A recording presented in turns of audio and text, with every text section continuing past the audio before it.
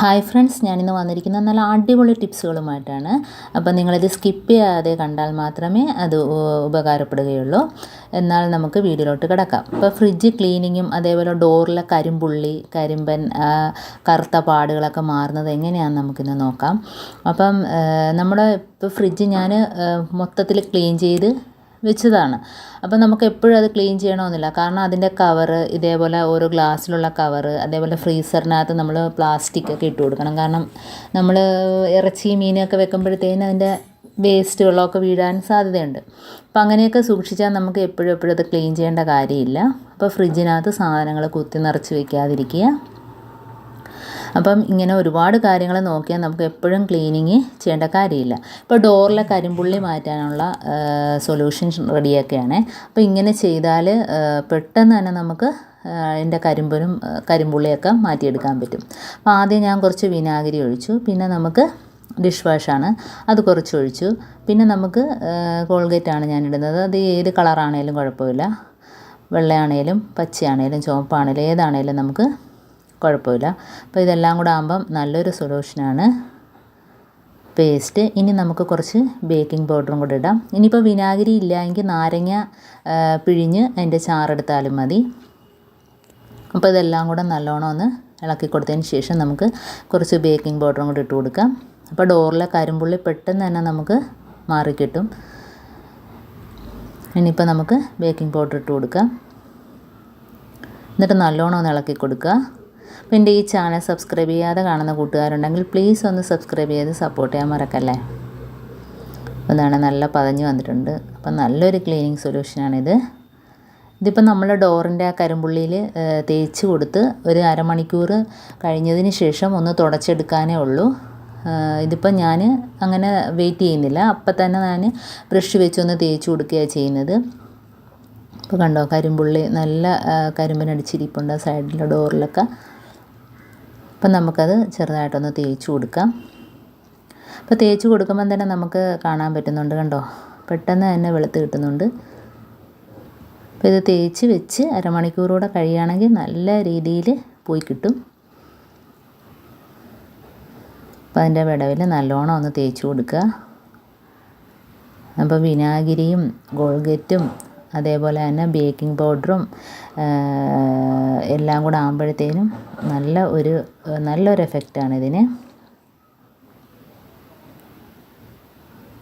അപ്പം ഇങ്ങനെ എല്ലാ സ്ഥലത്തും തേച്ച് കൊടുത്തതിന് ശേഷം നമുക്ക് ടിഷ്യൂ പേപ്പറോ അതല്ലെങ്കിൽ കോട്ടൺ തുണി ഉണ്ടെങ്കിൽ അത് വെച്ചൊന്ന് തുടച്ചെടുത്താൽ മതി.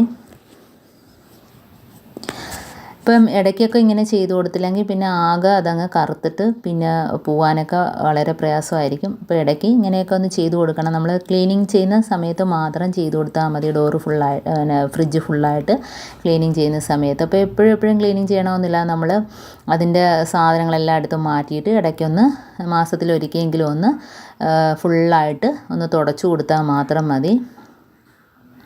അപ്പോൾ അതാണ്ട് ടിഷ്യൂ പേപ്പർ വെച്ച് തുടച്ചെടുക്കുമ്പം തന്നെ നല്ല ക്ലീനായിട്ട് കിട്ടുന്നുണ്ട്, കണ്ടോ.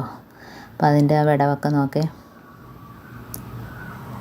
പോവാത്ത ഭാഗത്ത് കുറച്ചുകൂടെ അത് തേച്ച് കൊടുത്തിട്ടൊന്ന് തുടച്ചെടുത്താൽ മതി. കണ്ടോ, നല്ല രീതിയിൽ എൻ്റെ കരിമ്പനെല്ലാം പോയി കിട്ടിയിട്ടുണ്ട്.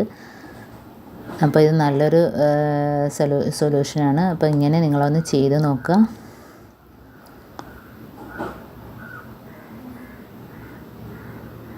ഇതുപോലെ തന്നെ ഡോറിൻ്റെ 4 ഭാഗത്ത് നമുക്ക് ഇതേപോലെ തന്നെ ചെയ്തെടുക്കാം.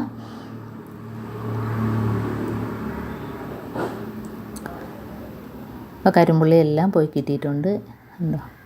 ഇനിയിപ്പം നമുക്ക് നല്ലൊരു ടിഷ്യൂ പേപ്പർ വെച്ച് വെറുതെ ഒന്ന് തുടച്ചാൽ മാത്രം മതി.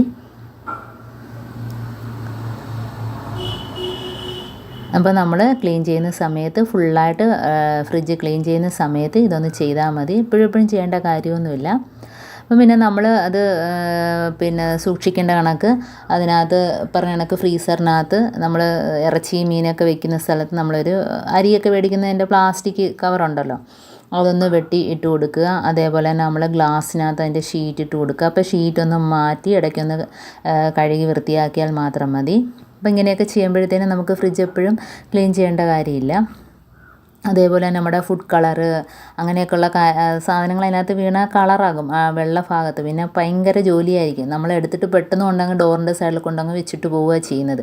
പക്ഷേ ഇതേപോലെ നമ്മൾ കളയുന്ന ഐസ്ക്രീം പാട്ടയിൽ ഇത് ഫുള്ളാക്കി വെച്ചിട്ട് ആ ഡോറിൻ്റെ സൈഡിൽ വെച്ച് കൊടുത്താൽ നമുക്ക് ആ ഭാഗത്തൊന്നും എവിടെയും ആകാതെ തന്നെ നമുക്ക് പെട്ടെന്ന് എടുക്കുകയും ചെയ്യാം. അതേപോലെ തന്നെ കൊണ്ട് വെച്ച് കൊടുക്കുകയും ചെയ്യാം. അതേപോലെ തന്നെ ടൂട്ടി ഫ്രൂട്ടി ഇങ്ങനെയൊക്കെയുള്ള സാധനങ്ങൾ നമ്മൾ ഓരോ ടിന്നിനകത്താക്കി ഡോറിൻ്റെ സൈഡിൽ വെച്ച് കൊടുക്കാം. അപ്പോൾ ഇങ്ങനെയൊക്കെ സൂക്ഷിച്ചാൽ നമുക്ക് എപ്പോഴും ക്ലീൻ ചെയ്യേണ്ട കാര്യമില്ല. കണ്ടോ? അപ്പോൾ ഇതേപോലെ ഓരോ സാധനവും നമുക്ക് ആ ടിന്നിനകത്തോട്ടാക്കി വെച്ച് കൊടുത്താൽ മതി.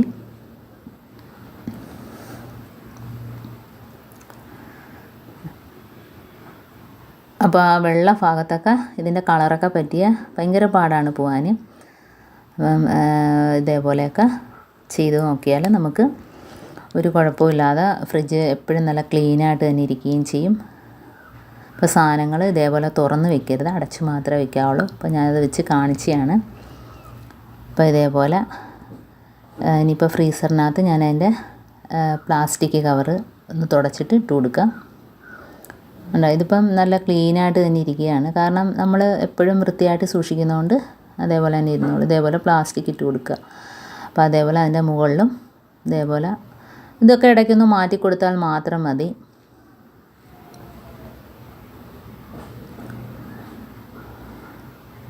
ഇനി നമുക്ക് ഇതിൻ്റെ പുറത്തോട്ട് ആവശ്യമുള്ള ഇറച്ചിയോ മീനോ എന്താണെന്ന് വെച്ചാൽ വെച്ച് കൊടുക്കാം. അപ്പോൾ സാധനങ്ങൾ ഇതേപോലെ തന്നെ വെച്ച് സൂക്ഷിക്കാൻ നോക്കുക.